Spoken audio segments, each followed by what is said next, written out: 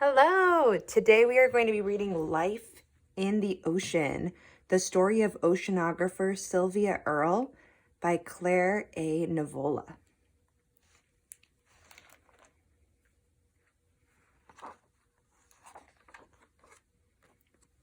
Seen from above, Earth's land seems to float like islands on a vast sea. There is so much more blue than green. Hidden below the surfaces of that ocean lies an immense watery world. Catching the sun's light at first, then cold and utterly black in its depths. The sea covers mountains taller, plains broader, and valleys steeper than any here on land. Life came from the ocean long ago, and without the ocean, none of us, neither you nor I, could survive a day. Living organisms in the sea release the oxygen we breathe in and take up the carbon dioxide we breathe out. Along with the plants on the land, the ocean forms the lungs of our planet, breathing in and out. Its surface evaporates to form the marvelous clouds that give us rain and snow. Its temperature shapes the weather patterns we live by, and it is home to more life forms and surprising creatures, from its shallows to its deepest depths, than we have here on land. Sylvia Earle, who spent more than 7,000 hours underwater, calls the ocean the blue heart of the planet.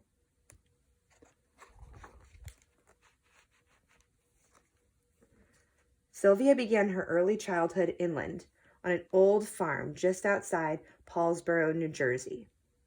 Her mother and father bought the place when Sylvia was 3 years old, so that she and her two brothers could grow up in the country just as their parents had done. Even when she was very small, Sylvia spent hours outdoors exploring on her own. She was far too curious to be afraid. There were so many living creatures in every inch of the nearby woods, in the farm's pond, in its creek, and among the gnarled trees and grapevines of its orchard, that she never felt alone. Sylvia's parents planted apple, pear, and walnut trees and a large vegetable garden. Countless butterflies visited the flowers of the garden, and the fragrance of the lilac bushes in May made one's head spin.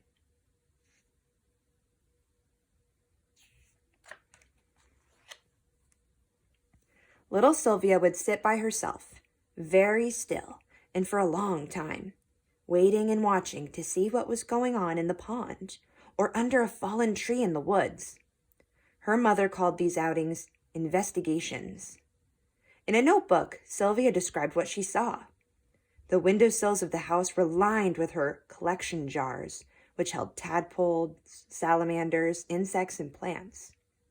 Sylvia said she was a biologist and a botanist long before she even knew what those words meant.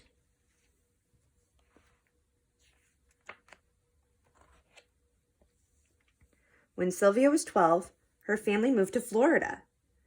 Gone would be the pond teeming with life in summer and glazed with ice for skating in winter. Gone her beloved pony and quarter house, the orchard, creek, and woods. How hard it was to leave. And yet, Sylvia could not possibly have imagined what awaited her as they drove up the dead-end street to their new home north of Clearwater. There before her lay the vast, broad sea.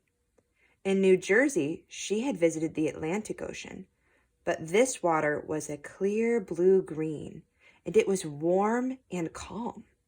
The Gulf of Mexico, right in her own backyard. It was then, her mother said, that Sylvia lost her heart to the water.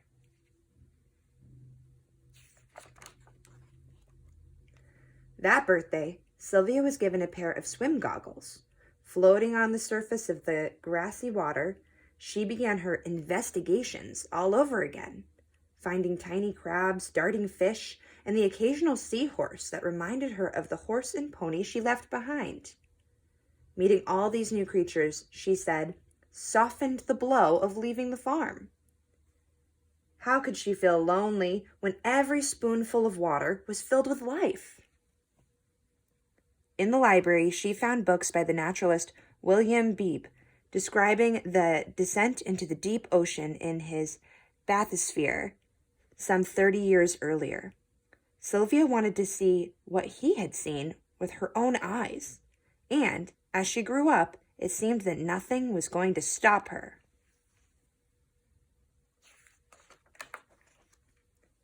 When Sylvia was only 5, she had climbed unafraid into a single passenger seat behind the pilot of a small plane and flown up over the field where her parents watched, amazed.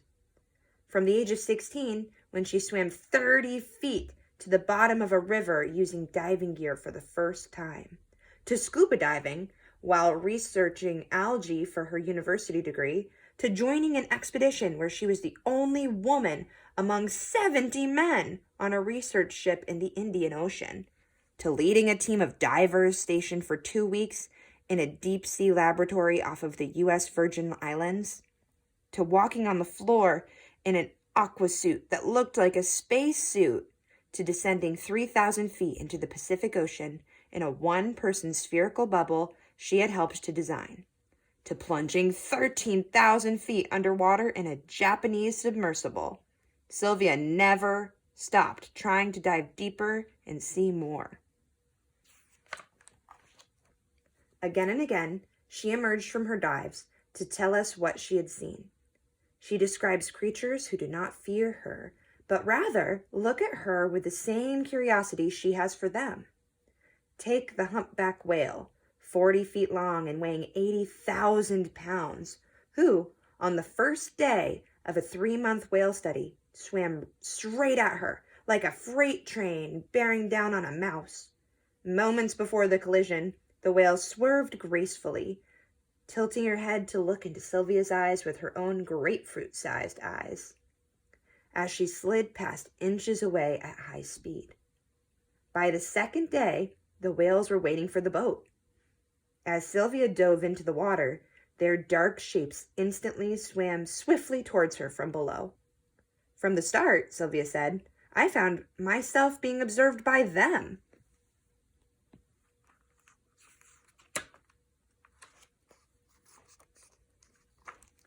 Pictures of whales, says Sylvia, make them look big and fat and ponderous and lumpy.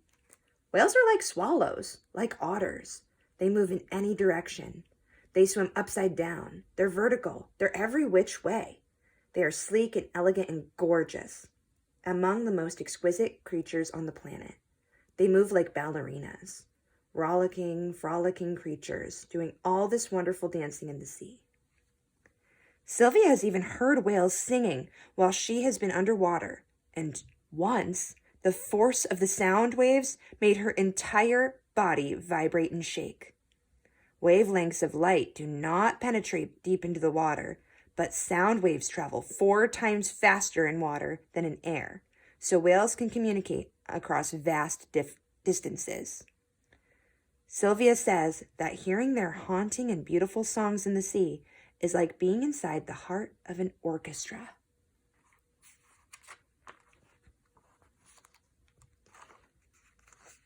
So much of diving is an all too brief glimpse down below the surface. Sylvia has always wanted to know what it was like to live in the sea, to be part of the daily life of the underwater world. She finally had a chance to do just that when she went 2 weeks, 50 feet below at the deep sea station, Tektite 2. For as many as 12 hours a day, she swam among the fish and coral reefs, watching the changeover from day to night and back again. Using a small flashlight at night, she noticed that the day fish tucked in to the same nooks and crevices the night fish had just vacated. Each fish often returning time and time again to its same resting place, just as we do. Among others, Sylvia came to know the 5 great angelfish she saw each day. One shy, one more aggressive, some, like her, full of curiosity. She observed the whole cast of characters, squirrelfish, triggerfish, parrotfish, that came and went in the course of a day and night.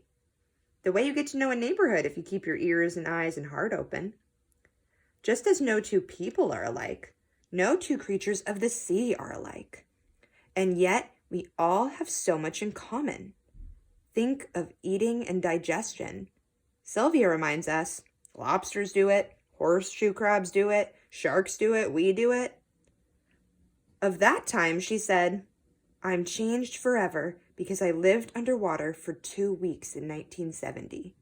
I wish that everybody could live underwater, if only for a day.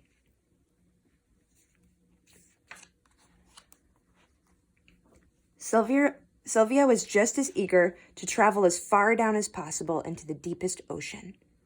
The walk she took in the gym suit 9 years after her stay among the coral reefs was on the ocean floor off Hawaii, 1,250 feet down, deeper than anyone has ever walked. She had imagined, as we might too, that it would be black darkness down there. If she had gone another 1,600 feet down, it would have been.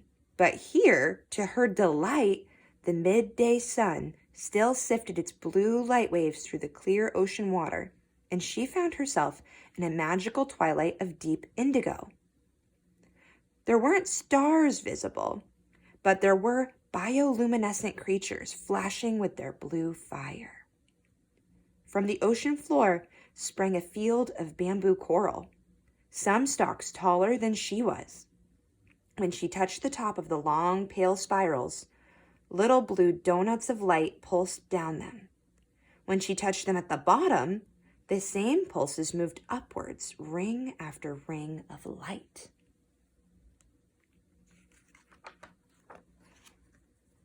Every spoonful of water in the deep ocean, Sylvia says, is brimming with extraordinary forms of life.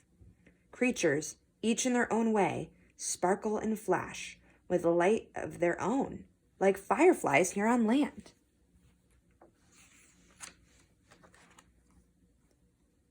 One expedition, 3,000 feet down, was, Sylvia says, like diving into a galaxy.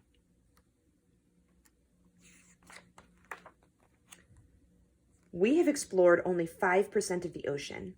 We know more about the planets in outer space than we know about the sea on our very own home planet. Sylvia Earle believes that if we do not learn about the ocean, we will never really care about it or take care of it. When you next look out over the ocean, stop to think of the vast mountains, valleys, and plains below its surface. Think about how it breathes and gives us life. And think of all the wondrous creatures it holds in its waters, from whales to busy, colorful coral reefs, to those living firework displays that light up the cold black waters of its mysterious depths.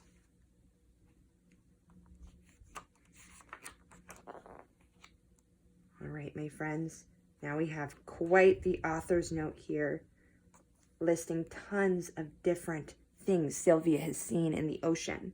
We have got a turtle, Pacific blue tang, French butterfly fish, golden damselfish, spotted soapfish, harlequin tuskfish, blue parrotfish, butter hamlet, reticulated moray eel, a banded pipefish, garden eels, royal gramma, cleaner gobby, bluefin tuna, banded butterfly fish, blue chromis damselfish, spotted trunkfish, ocean surgeonfish, squirrelfish, I'd never heard of that one, six-line soapfish, blue ringed angelfish, striped bass, spot fin butterfly fish, and Atlantic blue tang. All right. We have a bibliography at the end of where the author got all of their information about Sylvia. Okay, I'll try to post a picture of this for you if you'd like to read more. I hope you enjoyed this reading of Life in the Ocean about oceanographer Sylvia Earle.